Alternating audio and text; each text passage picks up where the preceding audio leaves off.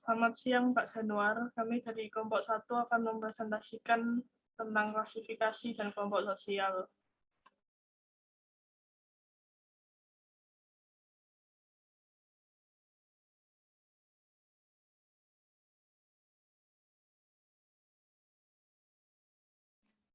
Definisi kelompok sosial. Tujuan pembelajaran dapat menjelaskan pengertian kelompok sosial, secara terbentuknya kelompok sosial, dan ciri-ciri kelompok sosial.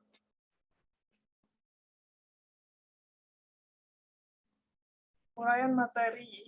Aristoteles mengemukakan bahwa manusia adalah makhluk sosial, yaitu bahwa manusia dikodratkan untuk hidup bermasyarakat dan berinteraksi satu sama lain.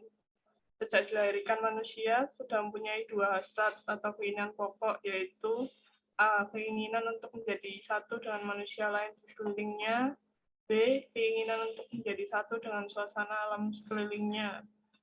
Kelompok sosial adalah himpunan manusia yang berhubungan timbal balik satu sama lain dalam sebuah struktur sesuai dengan pola yang setelah matang.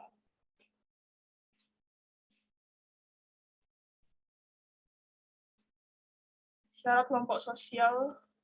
Syarat tertentu suatu kelompok dikatakan kelompok sosial, yaitu setiap anggota kelompok harus sadar bahwa dia merupakan sebagian kelompok yang bersangkutan. B. Interaksi hubungan timbal balik antara anggota yang satu dengan yang lainnya.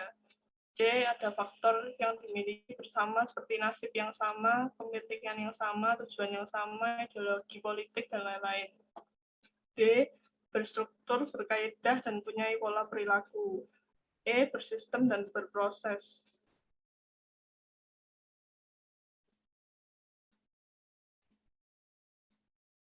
Ciri-ciri kelompok sosial. A. Adanya kesadaran dari masing-masing individu jika ia adalah bagian dari kelompok tersebut. Dengan demikian, sifat untuk menang sendiri tentunya bisa diminimalisir. B. Adanya hubungan timbal balik antar anggota sendiri ataupun anggota lainnya. C. Adanya interaksi yang aktif dan juga pola perilaku. D. Adanya suatu faktor tertentu yang dimiliki dari masing-masing individu. Hal ini bisa lebih mempererat ikatan antar satu dengan yang lainnya. Faktor tersebut bisa berupa tujuan yang sama, cita-cita yang sama, nasib yang sama, dan juga karakteristik yang sama.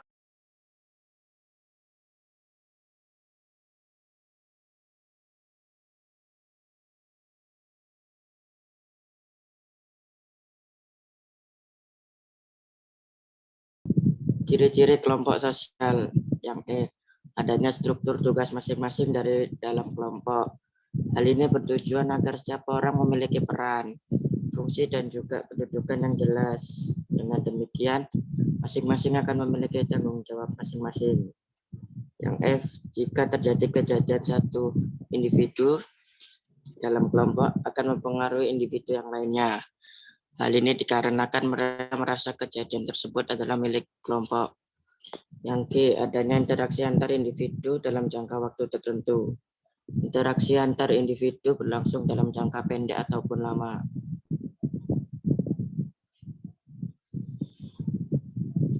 Faktor pembentuk kelompok sosial. Yang A, faktor darah. Kelompok sosial dapat dibentuk atas dasar kesamaan darah atau keturunan.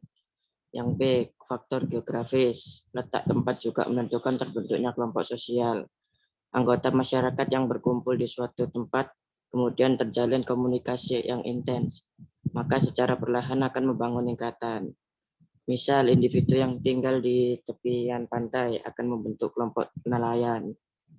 Yang C, faktor kepentingan. Terdapatnya kesamaan kepentingan di antara para anggota masyarakat sangat memungkinkan untuk membentuk kelompok sosial, misalnya kelompok intelektual, kelompok seniman, dan lain-lain.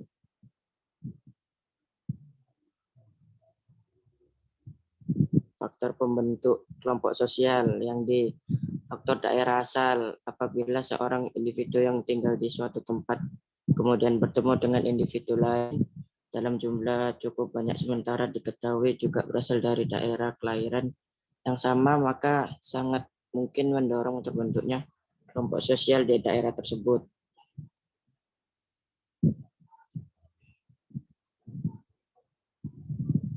klasifikasi dan jenis-jenis kelompok sosial. Tujuan pembelajaran dari klasifikasi dan jenis-jenis kelompok yang sosial yaitu agar kita dapat lebih mengenal jenis-jenis kelompok yang ada di sekitar kita.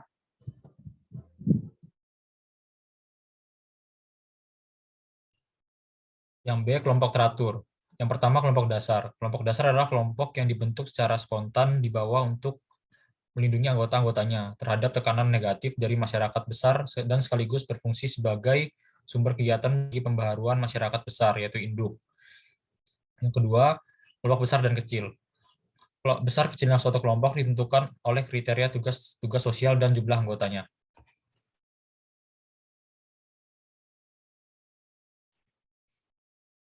Yang ketiga, kelompok informal dan kelompok formal dan informal. Kelompok formal adalah kelompok yang memiliki peraturan-peraturan yang tegas dan dengan sengaja dibuat oleh kelompok anggota-anggota untuk mengatur hubungan antar anggotanya. Kelompok informal adalah kelompok sosial yang terbentuk karena pertemuan-pertemuan yang berulang dan merasa memiliki kepentingan dan pengalaman yang sama. Yang keempat, kelompok primer dan sekunder. Kelompok primer adalah kelompok yang ditandai dengan ciri-ciri saling mengenal di antara anggota-anggotanya dan bekerja sama yang erat yang bersifat pribadi. Kelompok sekunder adalah kelompok yang tidak didasarkan pada hubungan bersifat.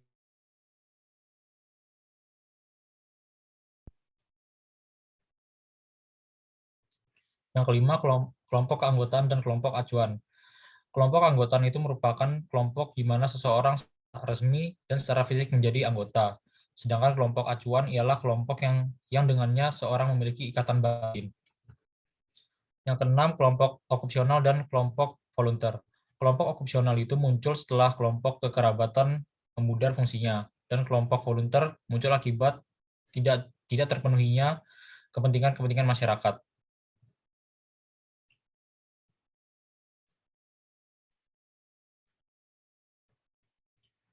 Yang pertama, kelompok tidak teratur. Kerumunan atau crowd adalah suatu kelompok sosial yang bersifat temporer. Artinya kerumunan itu akan tetap ada selama orang perorangan secara fisik hadir dalam suatu tempat yang sama. Apabila orang-orang tersebut bubar, maka secara otomatis kerumunan tidak ada lagi dan kerumunan tidak terorganisasi, tidak mempunyai pimpinan dan tidak ada pembagian kerja maupun pelapisan sosial.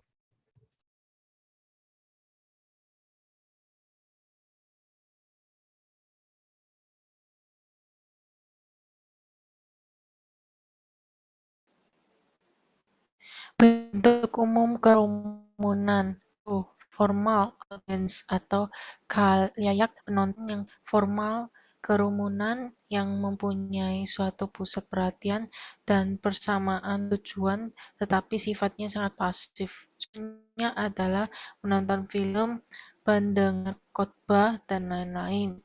2. Planned expressive group atau kelompok ekspresif yang telah direncanakan merupakan kerumunan yang pusat perhatiannya tidak begitu penting, tetapi mempunyai persamaan tujuan yang tersimpul dalam aktivitas kerumunan tersebut serta kepuasan yang dihasilkan. Contohnya orang-orang yang berpesta, rekreasi, atau berdansa.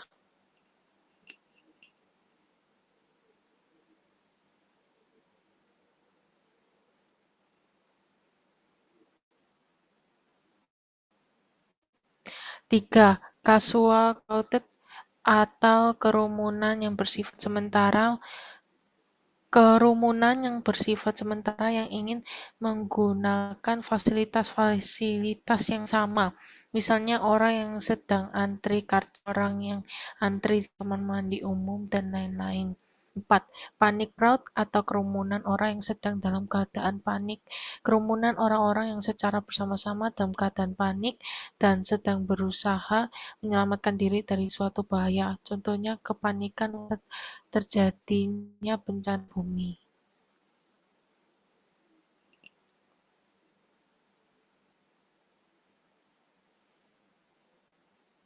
Kelima, spectator crowds atau kerumunan penonton merupakan sekumpulan orang yang ingin melihat suatu kejadian atau peristiwa tertentu.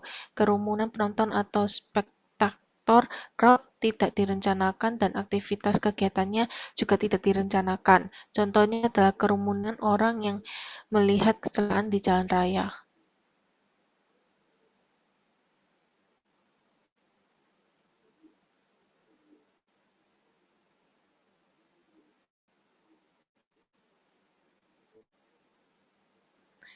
Enam, lawless crowd, kerumunan yang berlawanan dengan norma hukum.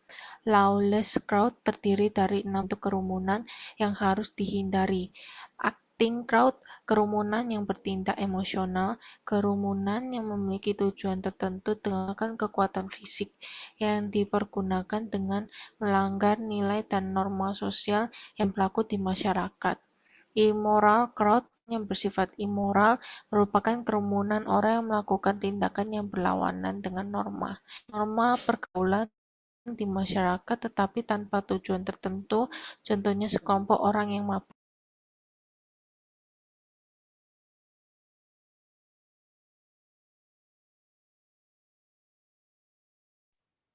Massa atau mass.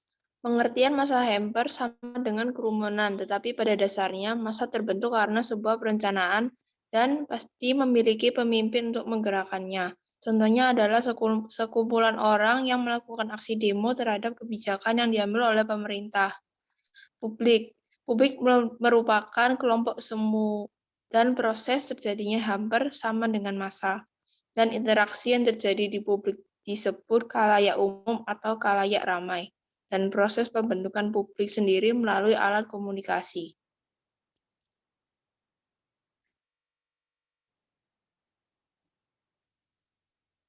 D. Kelompok dalam dan kelompok luar.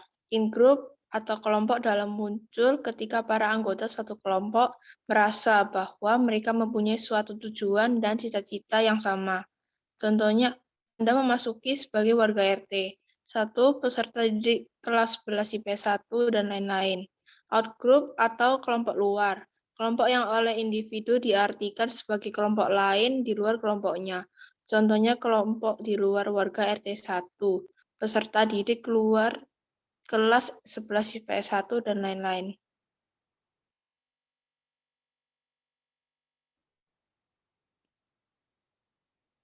E. Kelompok keanggotaan dan kelompok acuan.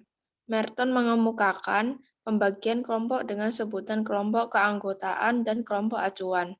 Kelompok keanggotaan merupakan kelompok di mana seseorang secara resmi dan secara fisik menjadi anggota.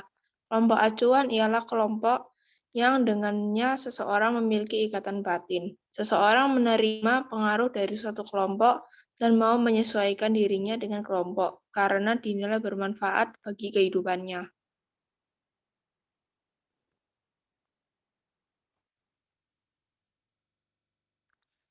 F. Kelompok formal dan informal. Kelompok formal adalah kelompok yang memiliki peraturan-peraturan yang tegas dan sengaja dibuat oleh anggota-anggotanya untuk mengatur hubungan antar anggotanya. Contohnya, partai politik. Dalam partai politik terdapat hierarki kepemimpinan yang jelas, dan seseorang harus berusaha atau menunjukkan kemampuannya untuk menduduki jabatan terhormat dalam partainya. Kelompok informal merupakan kelompok sosial yang terbentuk karena pertemuan yang berulang dan merasa memiliki kepentingan dan pengalaman yang sama. Contoh dari kelompok ini adalah kelompok kecil atau persahabatan, atau kelompok pemain musik di sekolah.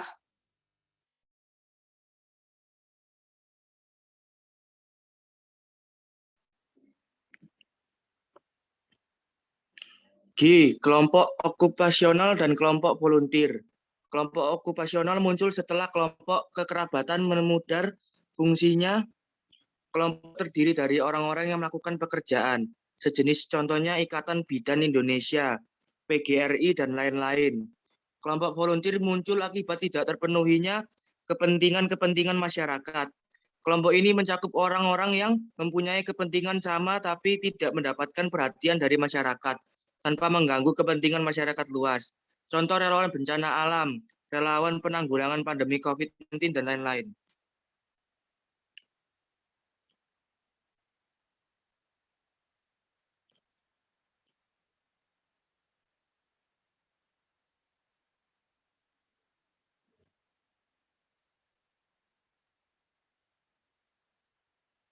Kelompok teritorial adalah suatu kelompok teritorial daerah tertentu yang membina hubungan antar anggotanya dengan sarana-sarana yang sama untuk mencapai suatu tujuan tertentu. A. Ciri-ciri kelompok teritorial. 1. Kesatuan hidup yang tetap dan teratur sebagai suatu kelompok sosial. Komunitas merupakan kesatuan hidup manusia yang tetap dan teratur. Artinya hubungan anggotanya berlangsung secara akrab, kekeluargaan, dan saling mengenal, saling menolong.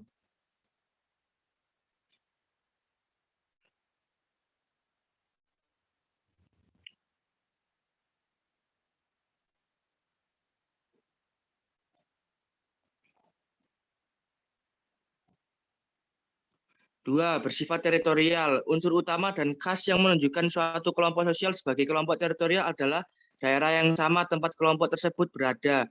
Oleh karena itu, komunitas sering disebut masyarakat setempat seperti desa, kota, kabupaten, dan seterusnya.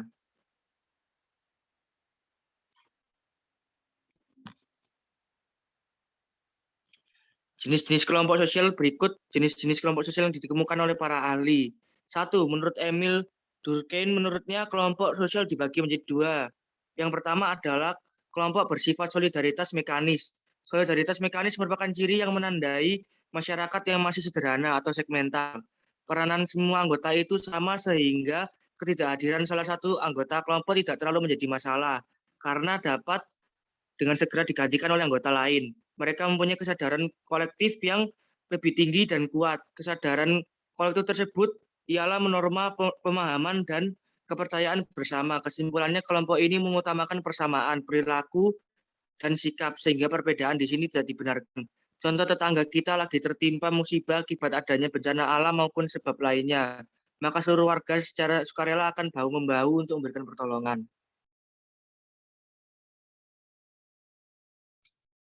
Kelompok bersifat solidaritas organisasi. Solidaritas organis merupakan bentuk solidaritas yang mengikat masyarakat kompleks, yaitu masyarakat yang lebih mengenal pembagian kerja yang rinci dan teratur. Dipersatukan rasa saling ketergantungan antara bagian. Tipe solidaritas ini salah satunya ialah dalam bentuk diferensiasi sosial, sehingga memungkinkan orang untuk selalu bekerja sama serta didukung dengan SDM yang sama. Hal ini membuat kelompok ini lebih solid dan lebih individual jika dibandingkan dengan masyarakat yang bersifat solidaritas mekanik. Tetapi jika ada ketidakhadiran salah seorang anggota yang akan membuat gangguan dalam suatu kelompok. Contoh bisa kita lihat pada perkotaan dengan beragam pabrik dan perusahaan, di mana setiap perusahaan membagi setiap bagian dengan departemen-departemen yang masing-masing sudah mempunyai tugas dan wewenang tersendiri.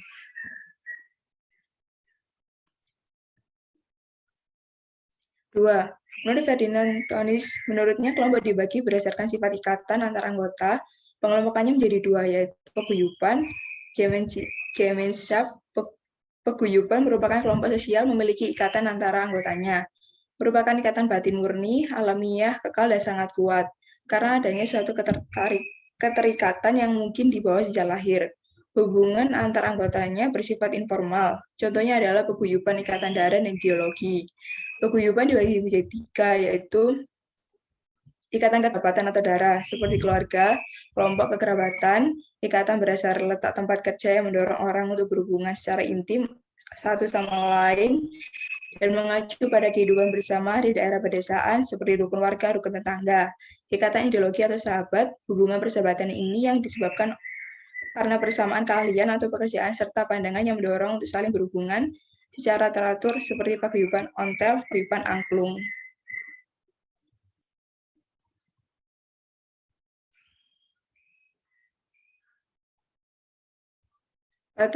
Patembayan. Patembayan merupakan kelompok sosial yang ikatan antara anggotanya tidak terlalu kuat karena berlangsung untuk waktu yang pendek. Patembayan adalah hubungan sosial antara manusia dengan ikatan yang bersifat formal dan mekanis pada jangka waktu yang relatif pendek, sehingga dalam ikatan yang saling dalamnya relatif longgar dan bisa berhenti setiap saat, seperti contoh singkatnya seperti asosialisasi pengusaha muda Indonesia, masalah status sosial, karir, prestasi, dan lain-lain. Menurut Charles H. Foley, mengklasifikasikan kelompok berdasarkan makna. Kelompok bagi anggotanya yaitu kelompok primer. Kelompok primer adalah satuan hidup yang ditandai dengan hubungan yang akrab dan mesra di antara anggota-anggotanya. Orang-orang dalam kelompok primer biasanya bersama-sama dalam jangka waktu yang lama Hubungan antar anggota bersifat informal, mesra, dan akrab. Contohnya keluarga. Kelompok sekunder. Kelompok sekunder adalah kelompok yang hubungan antar anggotanya tidak akrab, batas keanggotaannya dalam kelompok sekunder tidak terlalu tegas, tidak punya kesetiaan dan perasaan yang kuat, karena masing-masing anggota melihat anggota lain dalam rangka mencapai tujuan-tujuan terbatas. Contoh hubungan kontrak jual-beli.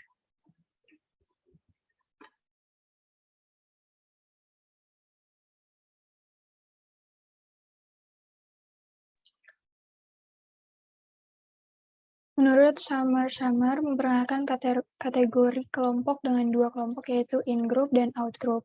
In-group adalah kelompok sosial dengan mana individu mengidentifikasikan dirinya. Dilihat dari sikapnya, sikap dalam kelompok pada dasarnya didasarkan pada faktor simpati dan selalu memiliki perasaan dekat dengan anggota-anggota kelompok. Digunakan pada anggota kelompok yang memiliki persahabatan, kerjasama, dan keteraturan.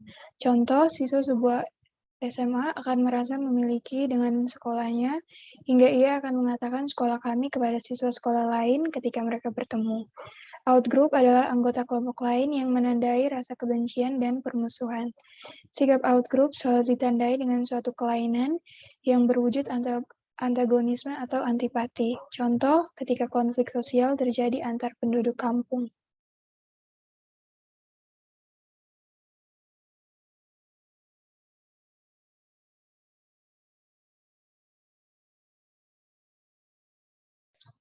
Kelompok sosial dalam pendekatan sosiologis. Kita diharapkan agar mengetahui dan menjelaskan tentang hubungan antar kelompok sosial dalam pendekatan sosiologis.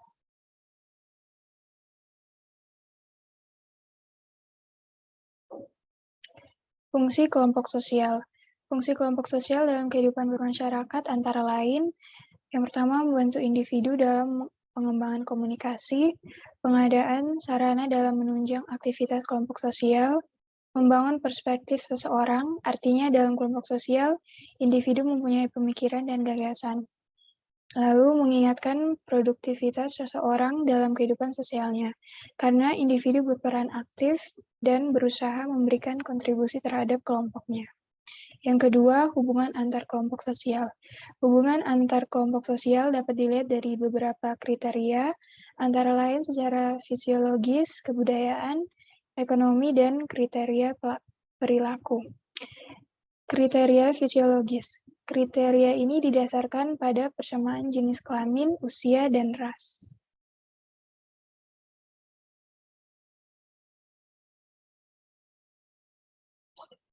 Kriteria kebudayaan. Kriteria ini mencakup kelompok yang diikat oleh persamaan kebudayaan dan kepercayaan, termasuk di dalamnya kesamaan agama.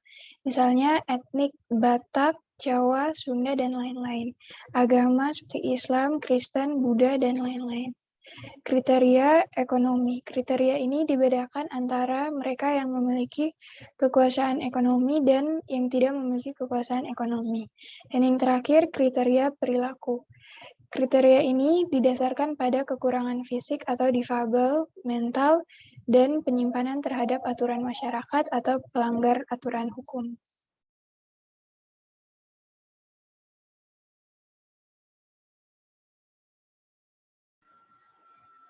Pola hubungan kelompok sosial yaitu akulturasi terjadi ketika dua kelompok atau lebih yang bertemu mengadakan komunikasi dan interaksi, berbaur dan berpadu. Kebudayaan asing itu lambat laun diterima dan diolah ke dalam kebudayaannya sendiri tanpa menyebabkan hilangnya unsur kebudayaan kelompok itu sendiri. Dominasi adalah sebuah paham politik untuk melakukan penguasaan. Dalam hal ini bisa terjadi melalui eksploitasi terhadap agama, ideologi, kebudayaan, dan wilayah dengan maksud agar mendapatkan keuntungan secara ekonomi atau kekuasaan.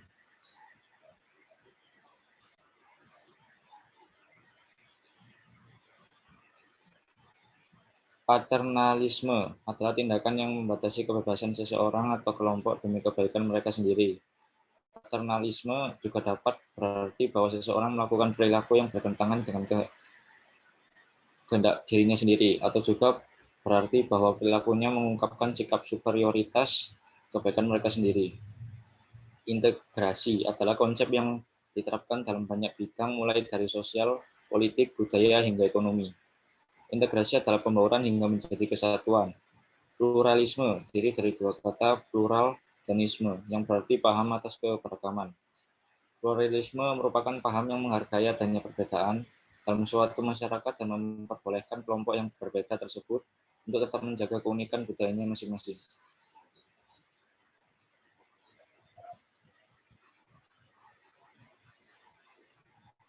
Kelompok sosial dalam pendekatan sosiologis yaitu kelompok sosial akan berkembang dalam bentuk dan kegiatannya di mana kelompok sosial dapat membantu dalam pembentukan kepribadian seseorang yang ada di dalamnya. Tujuan supaya kita semua dapat mengetahui dan dapat menjelaskan hubungan antar kelompok sosial dalam pendekatan sosiologis.